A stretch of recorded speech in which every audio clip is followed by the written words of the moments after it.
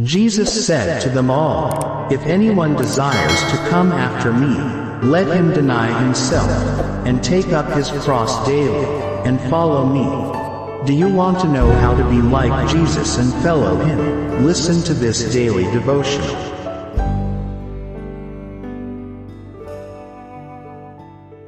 Control of appetite to begin in childhood, October 18th.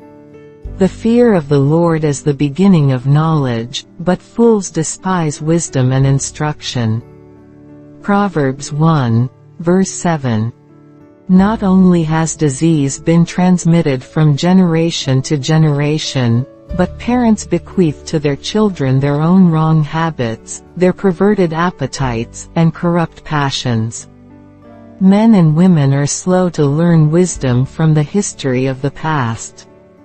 The strange absence of principle that characterizes the present generation, the disregard of the laws of life and health, is astonishing. Although a knowledge of these things can be readily obtained, a deplorable ignorance prevails.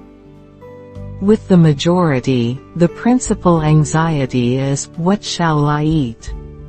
What shall I drink? And wherewithal shall I be clothed?" Notwithstanding all that has been said and written upon the importance of health and the means to preserve it, appetite is the great law which governs men and women generally.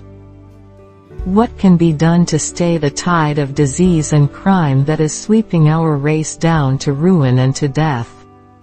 As the great cause of the evil is to be found in the indulgence of appetite and passion, so the first and great work of reform must be to learn and practice the lessons of temperance and self-control. To effect a permanent change for the better in society, the education of the masses must begin in early life. The habits formed in childhood and youth, the tastes acquired, the self-control gained, the principles inculcated from the cradle, are almost certain to determine the future of the man or woman.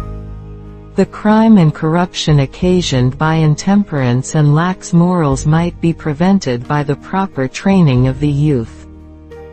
One of the greatest aids in perfecting pure and noble characters in the young, strengthening them to control appetite and refrain from debasing excesses, is sound physical health.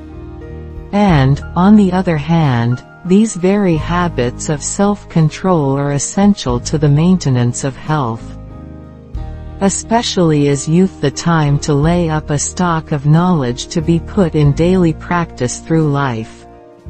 Youth is the time to establish good habits, to correct wrong ones already contracted, to gain and to hold the power of self-control, and to lay the plan and accustom oneself to the practice of ordering all the acts of life with reference to the will of God and the welfare of our fellow creatures.